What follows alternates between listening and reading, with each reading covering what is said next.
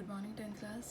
आज आपको साइंस की वर्कशीट मिली है एक, जिसका टॉपिक है केमिकल रिएक्शन एंड इक्वेशंस। आज आपको इंग्लिश में भी अवेलेबल है, तो इंग्लिश मीडियम वाले बच्चे इसको इंग्लिश में सॉल्व करके सेंड करेंगे। जो टॉपिक हम पढ़ रहे हैं वो कंटिन्यूएशन में है पिछले वर्कशीट के। डिकम्पोजिशन रिएक्शन ही हम लास्ट वर्कशीट में डिस्कस कर रहे थे, वही आज डिस्कस करेंगे। आज की वर्कशीट में डिफरेंट क्या है कि पिछली जो वर्कशीट थी उसमें जो सोर्स ऑफ एनर्जी था डिकम्पोजिशन होने के लिए वो हीट था। आज हम लाइट से डिकम्पोजिशन पढ़ेंगे। लास्ट वर्कशीट में आपको दिया गया था कि there are 3 sources of energy for decomposition. One is heat, another is light and last one is electricity. तो हमने हीट डिस्कस कर लिया था कि हीट कैसे डिकम्पोजिशन कराती है। आज हम डिस्कस करेंगे कि लाइट एनर्जी कैसे डिकम्पोजिशन कराती है। तो जो डिकम्पोजिशन रिएक्शन है उसका बेसिक प्रिंसिपल क्या है कि जो आपका रिएक्टेंट है, जो आपका लेफ्ट हैंड साइड पर एक रिएक्टेंट लिखा होता है वो सिंगल होगा और यहाँ पर 2 या 2 से ज़्यादा आपको प्रोडक्ट दिखाई देंगे, तो वो रिएक्शन डिकम्पोजिशन रिएक्शन है। बहुत बार आपको क्वेश्चन सिर्फ यही आएगा कि आपको रिएक्शन दी गई है और आपको बताना है कि ये कौन सी टाइप ऑफ रिएक्शन है। तो रिएक्शंस की पहचान आपको पता होनी चाहिए, और वो कैसे पता होगी जब आप उनको अच्छे से समझ पाएंगे, आपको उनके डिफरेंसेस पता होंगे, तब आप उसको अच्छे से डील कर पाएंगे इस क्वेश्चन को। यहाँ पर आप देखेंगे जो एग्जाम्पल आपको दिया गया है वो ब्लैक एंड वाइट फ़ोटोग्राफी का है। आपने देखा होगा आपके घर में कुछ ब्लैक एंड वाइट फ़ोटोग्राफ्स कई बार पेरेंट्स के पास होंगी। अगर आपने नहीं देखी हैं तो आज आपकी ये एक्टिविटी भी है कि आपको अपने पेरेंट्स के साथ बैठकर वो फ़ोटोग्राफ्स निकलवा के देखनी है ब्लैक एंड वाइट, और उनको ये मैकेनिज़्म समझाना है कि इसके पीछे का मैकेनिज़्म क्या है, ये फ़ोटो डेवलप कैसे होती है, उसके पीछे एक केमिकल रिएक्शन इन्वॉल्व है।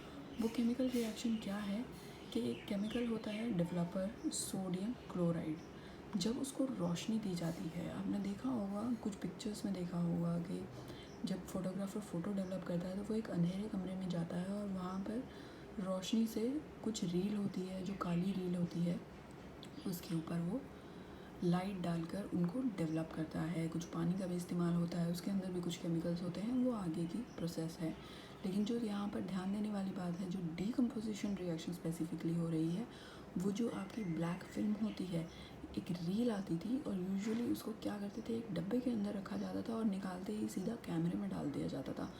उसको सनलाइट का एक्सपोजर नहीं दिया जाता था। क्यों? क्योंकि उसके ऊपर सोडियम क्लोराइड केमिकल लगा हुआ है, जो क्या होता है, सनलाइट के मिलने के साथ ही डिकम्पोज होना शुरू हो जाता है सिल्वर और क्लोरीन में। क्लोरीन एक गैस है जो इवॉल्व होकर निकल जाएगी, सिल्वर एक सॉलिड है जो कि उस पर डिपॉजिट हो जाता है फिल्म पर। तो ये केमिकल रिएक्शन है क्योंकि यहाँ पर वाइट कलर का रिएक्टेंट कौन सा है, सोडियम क्लोराइड वाइट कलर का होता है। वो जब सनलाइट की प्रेजेंस में टूट जाता है तो वो ग्रे कलर का सिल्वर बना लेता है। तो change in colour is a type of reaction which we can say कि अगर चेंज इन कलर हो रहा है तो जो रिएक्शन हमारी हो रही है वो केमिकल नेचर की है। और इस प्रोसेस के कारण ही हम ब्लैक एंड वाइट फ़ोटोग्राफ बना पाते थे। यहाँ पर आप इसके अलावा यदि हमारे पास AgCl नहीं हो तो सिमिलर प्रॉपर्टी दिखाने वाला एक और केमिकल है सोडियम ब्रोमाइड, सिल्वर ब्रोमाइड। तो जो सिल्वर ब्रोमाइड है वो भी इसी तरीके से सनलाइट में सिल्वर और ब्रोमीन गैस में ब्रेक डाउन करता है। हमें यहाँ से जो गैस इवॉल्व हो रही है उसका कोई यूज़ नहीं है हमारे लिए।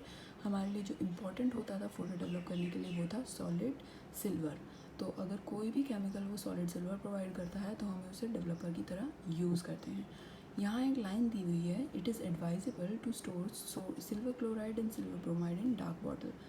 इन दोनों केमिकल्स को डार्क बॉटल में रखा जाता है। क्यों? बहुत ऑब्वियस है, जैसे ये सनलाइट की प्रेजेंस में रहेंगे या किसी भी नॉर्मल लाइट की प्रेजेंस में आएंगे, फॉर दैट मैटर अगर इनको ट्यूबलाइट से भी रोशनी मिलती है, किसी भी तरह का प्रकाश मिलता है, तो बहुत हाई चांसेस हैं कि ये ब्रेक होकर इस फॉर्म में आ जाएंगे। तो जब तक हमें वो ब्रेक डाउन नहीं करवाना है, जब तक हमें उसको सोडियम क्लोराइड और सिल्वर क्लोराइड और सिल्वर ब्रोमाइड की फॉर्म में रखना है, तो हम उसे डार्क बॉटल में स्टोर करके रखेंगे।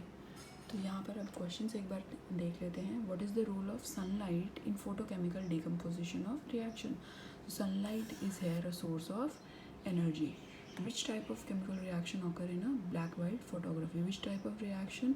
फोटोकेमिकल डिकम्पोजिशन रिएक्शन तो हो रही है, बट क्योंकि वो लाइट से हो रही है तो आगे एक वर्ड लग गया है फोटोकेमिकल डिकम्पोजिशन। फिर है silver chloride turn grey to form silver metal. यहाँ पर एक वर्ड मिसिंग है जो हिंदी की वर्कशीट में तो अवेलेबल है बट यहाँ नहीं है।